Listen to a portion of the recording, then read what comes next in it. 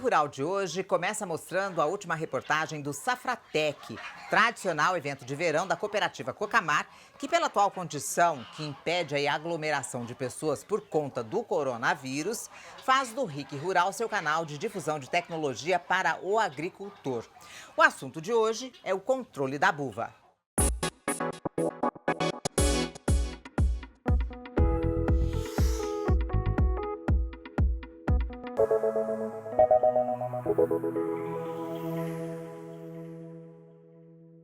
Estamos novamente aqui na UDT, Unidade de Difusão de Tecnologias aqui da Cocamar, em Floresta, para falar da quarta estação técnica do Safratec 2021, que nesse ano está sendo de forma remota, de forma digital.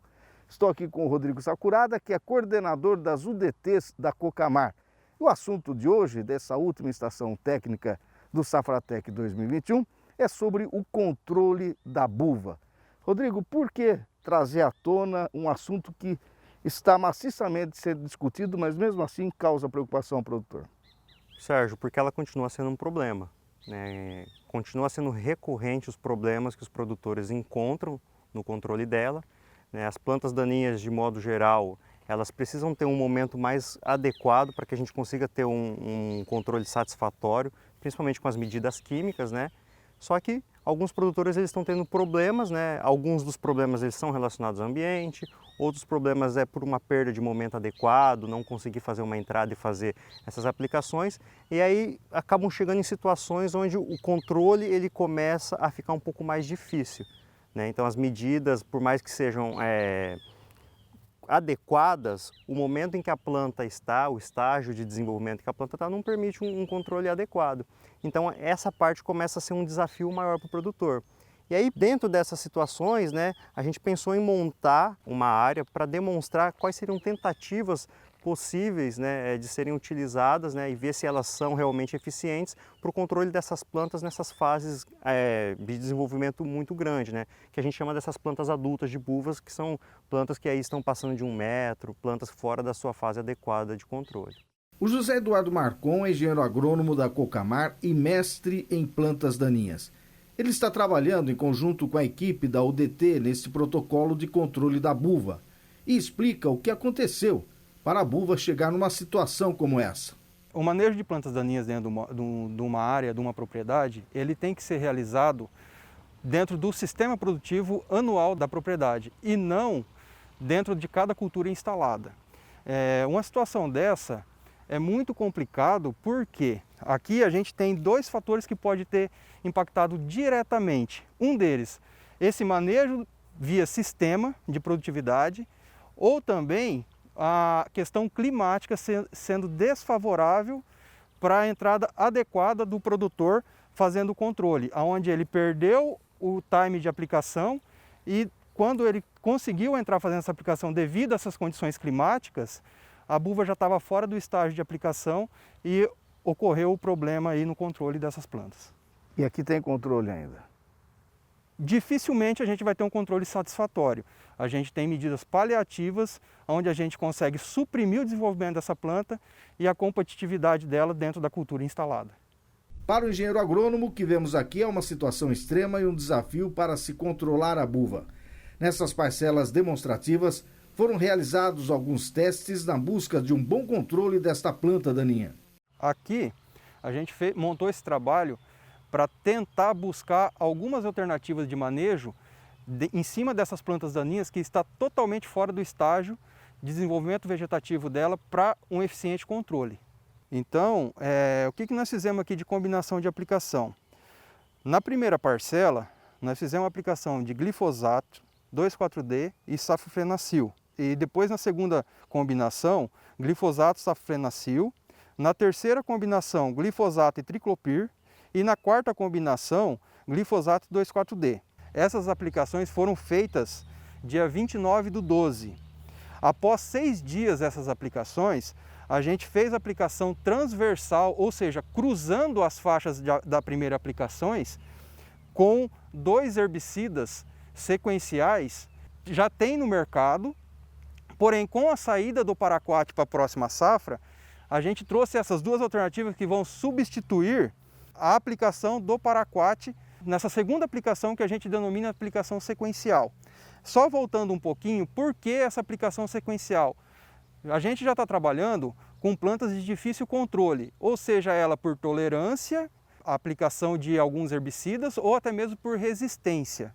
Então a gente já trabalha com esse tipo de aplicação, buscando uma maior eficiência dentro do estágio ideal para a aplicação. E como a gente já está fora desse estágio, a gente buscou essa aplicação para tentar dar uma potencializada no manejo que a gente buscou inicial aqui dentro. E o resultado até agora? Sérgio, até agora o que a gente tem de resultado? A gente tem um resultado não eficiente, porque a gente vê que muitas plantas aqui, elas estão com sintomas que vão morrer, que não vão voltar a trazer um dano dentro da cultura, porém, elas têm uma estrutura de reserva muito grande.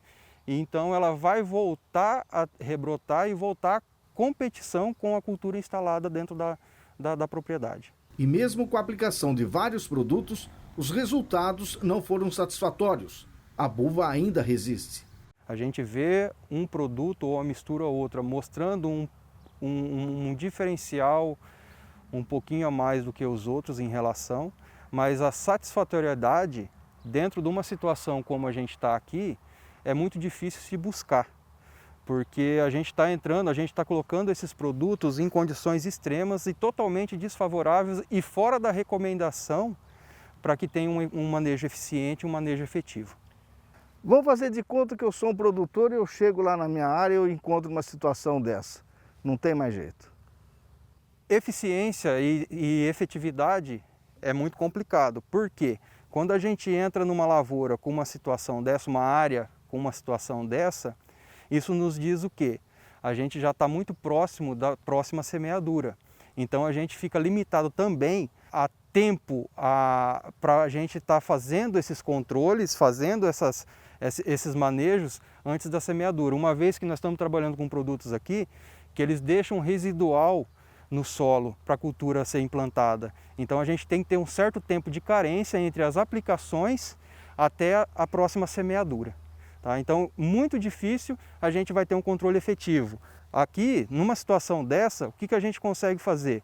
Medidas paliativas, certo? Como buscar algumas alternativas onde a gente consiga destruir essa parte aérea que pode atrapalhar nós na semeadura e depois entrar com produtos, uma outra gama de produtos, uma outra gama de defensivos e herbicidas para a gente segurar essa planta, o desenvolvimento vegetativo dela no meio da lavoura e tentar buscar o menor impacto possível e a menor competição possível dessas plantas dentro da lavoura para minimizar as perdas com essa infestação. Mas aqui a gente está vendo as plantas, elas praticamente estão com aspecto de mortas. É pura ilusão, então? Sim, Sérgio. Aqui a gente tem um sintoma falso positivo dentro do manejo que a gente desenvolveu.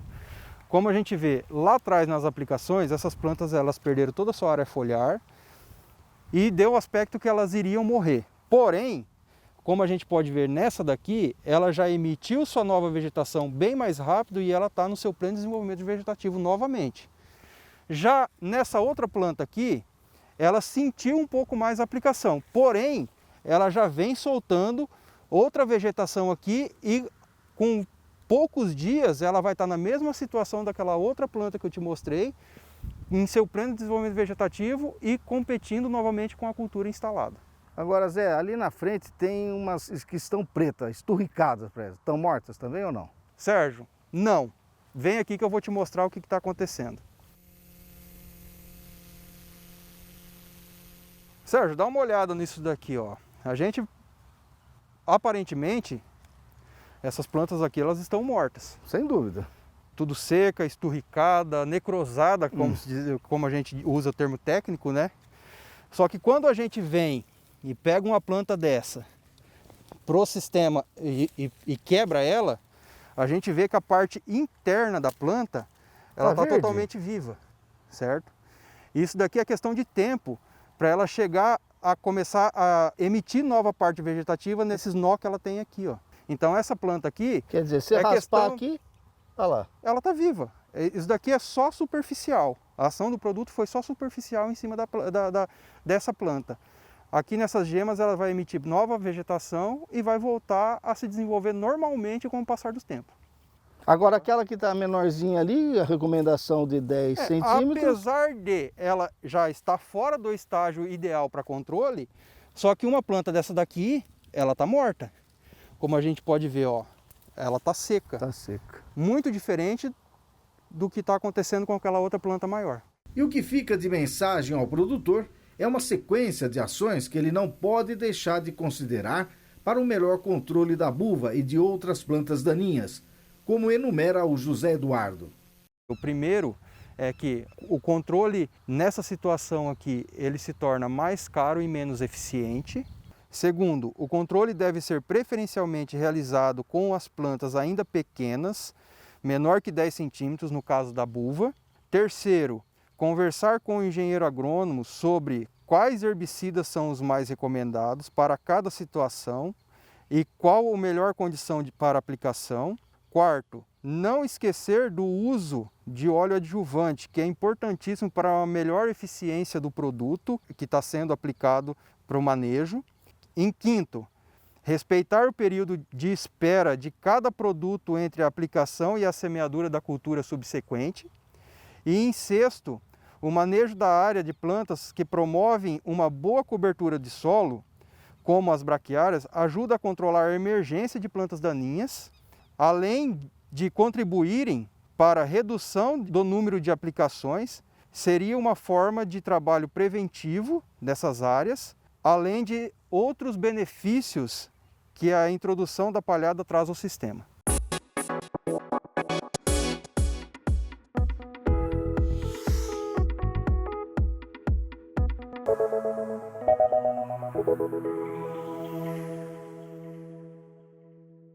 Eita, planta daninha resistente, hein, Sérgio? Resistente, é uma praga para o produtor, porque nada consegue matar depois que ela atinge aquele tamanho lá. E ela concorre com a soja, né? Concorre com a soja. Bom, lembrando que o Safratec Digital também está acontecendo na versão digital no site www.safratec.com.br. Bom, lá você consegue assistir as reportagens das estações técnicas que passaram aqui no RIC Rural e os vídeos da cooperativa e dos parceiros que estão participando do evento.